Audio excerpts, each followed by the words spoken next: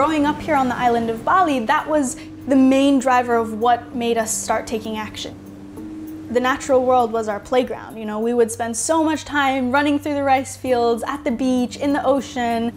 So it wasn't rocket science when we started seeing the growing plastic pollution problem around us everywhere that we said, okay, what are we going to do about it? Melati Wijsen and her sister grew up on the island of Bali, surrounded by rice paddy fields, oceans and beaches.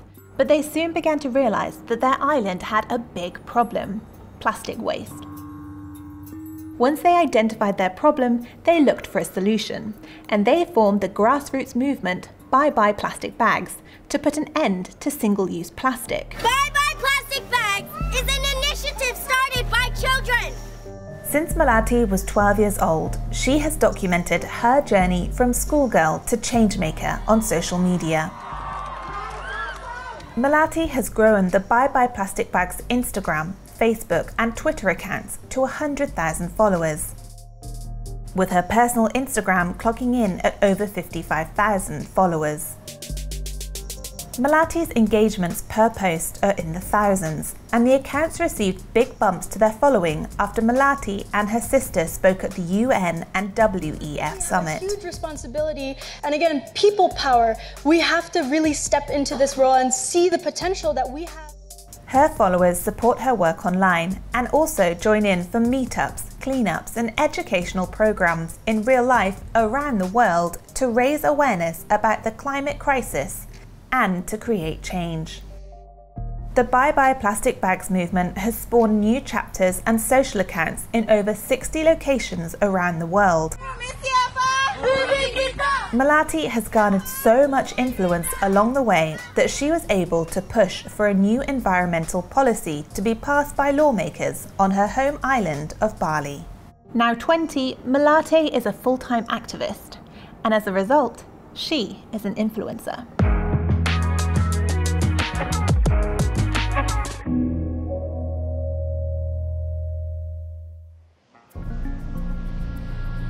Vice World News caught up with Melati on video call to chat more about her initiative and plans for the future. Can you tell me about the ban of single-use plastic on the island? What was the change in the law? Yeah, so it has been an incredible journey on the front lines, working together with many like-minded organizations and individuals, which finally pushed to the regulation or the policy change that is now in place, implemented in 2019, that makes Bali plastic bag, straw, and styrofoam free.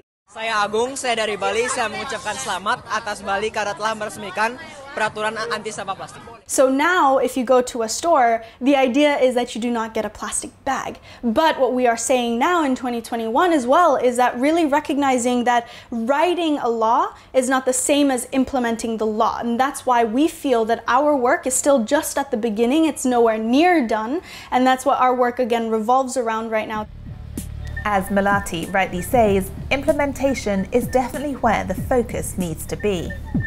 Despite the new regulations, visit any of Bali's famous beaches and you would not be hard-pushed to find single-use plastic washed up along the shoreline.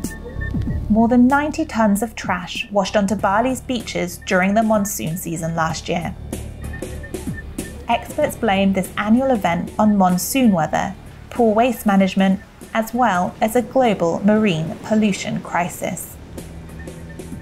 If single-use plastic is banned in Bali, why is there still so much plastic waste being washed up on the shores? We have 17,000 islands. We have one of the world's largest coastlines combined throughout those islands. And of course, we have all of this plastic coming from all over the place, but also land-based plastic.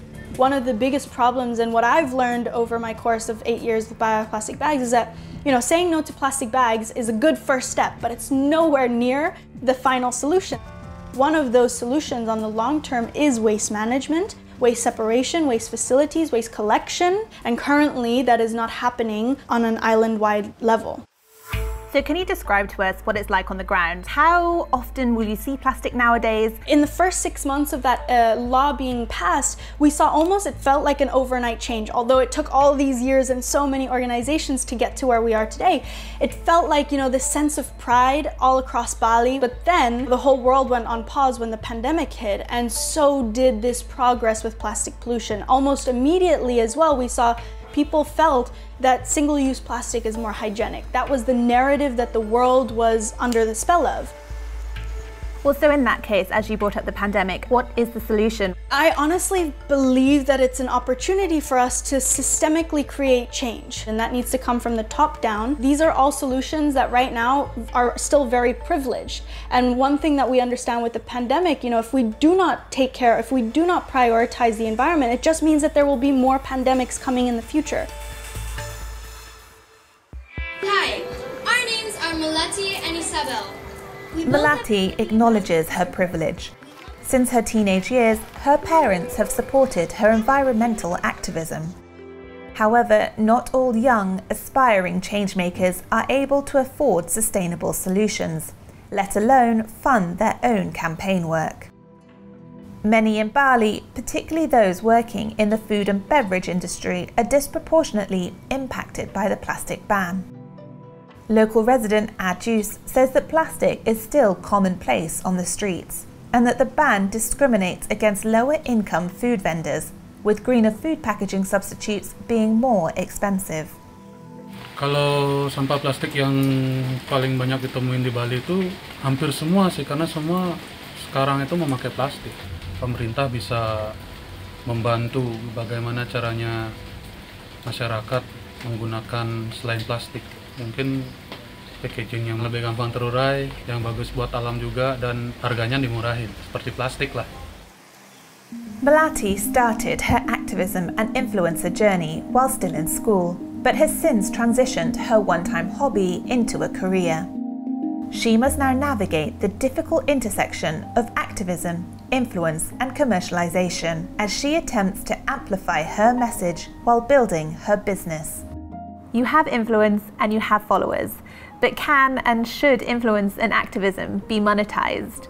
Can it be done in an authentic way while staying true to your values? I think it's all about remaining very clear and truthful in your communications. I think it's about keeping that open transparency that I think is also what, as activists, you know, we kind of expect from those people in positions of power, corporations. It's that transparency that is so important for us to be able to trust people. How do you ensure, as an activist, and in your case as an environmental activist, that you're not being used by corporations to greenwash their credentials or suit their agenda?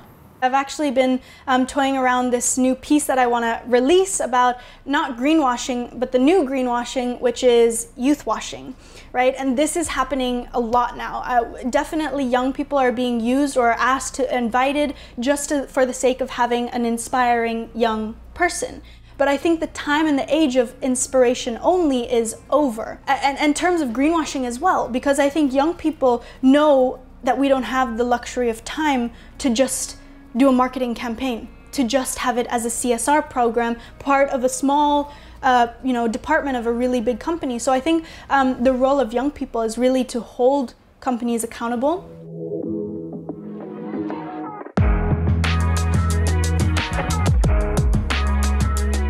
Let's take an example from your social media pages.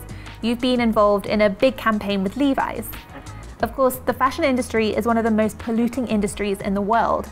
Is there a trade-off between your authenticity and the bottom line? One of the first things we always ask when we're approached by a big corporation is, can we see your sustainability report? Can we have multiple meetings with multiple people in your team? Because I think what's really important is to understand that these companies are willing to make the change a lot of the times, but again need that extra push, that extra guidance. And I think young people can provide that really well.